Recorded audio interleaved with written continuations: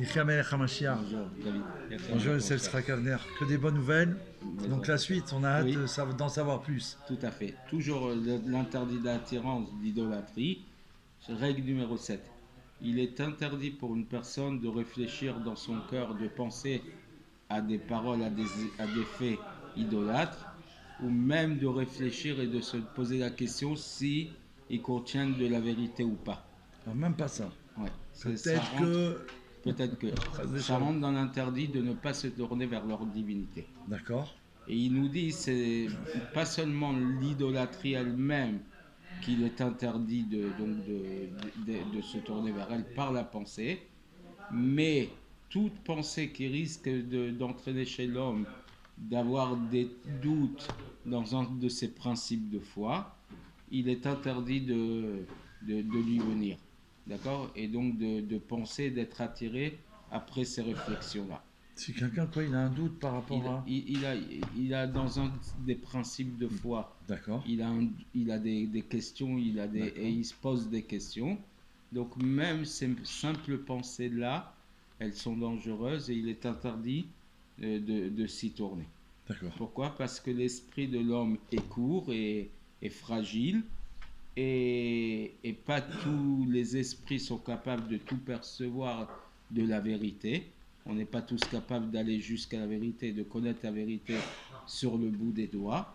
Et donc, si une simple attirance de pensée risque de fragiliser sa foi, oui, c'est déjà dangereux et donc et c'est déjà interdit. Donc, il nous donne un exemple.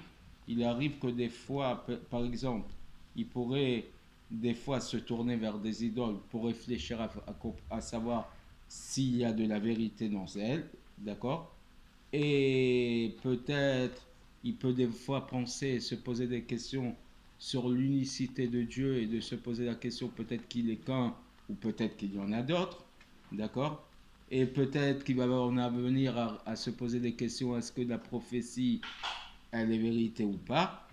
Ouais. Et comme il ne connaîtra jamais la vérité jusqu'au bout, il va en arriver à faire des actes d'agnostisme et d'en venir à avoir des réflexions qui vont l'emmener à renier en partie Dieu.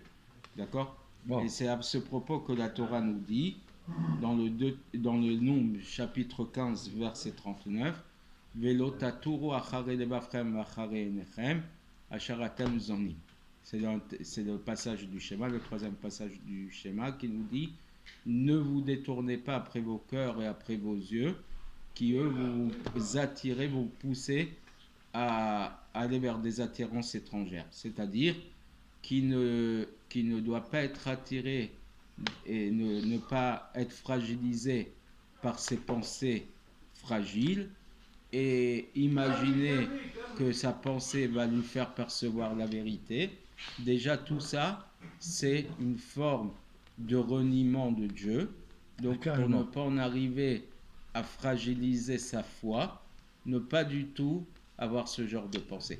Évidemment, on connaît tous le conseil que nous donne le premier rabbi, le Admor HaZaken, que quelqu'un qui a des mauvaises pensées, il doit les chasser très rapidement, immédiatement, ne pas se laisser fragiliser par ses pensées négatives. Tout de suite, on met des bonnes immédiatement.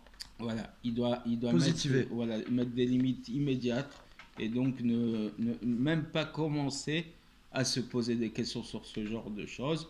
Donc tourner la page, aller vers autre chose. Après, aller vers le bien. Arriver à être attiré par tout ça et à faire une forme de reniement de l'Hachem que Dieu préserve. Alors, puisque tu as cité l'Admor HaZaken, qui soit béni à jamais, le premier rabbi de Lubavitch, grâce à Dieu, dans les vidéos qu'on publie, on enseigne le Tanya, la Shaïch Hudvaïmouna, la deuxième partie, justement sur comprendre l'unicité de Dieu. D'accord. Donc voilà, je crois que le mieux, c'est tout de suite d'aller là-dedans, chasser toute la galoute, voilà, rentrer dans le Tanya Kadisha.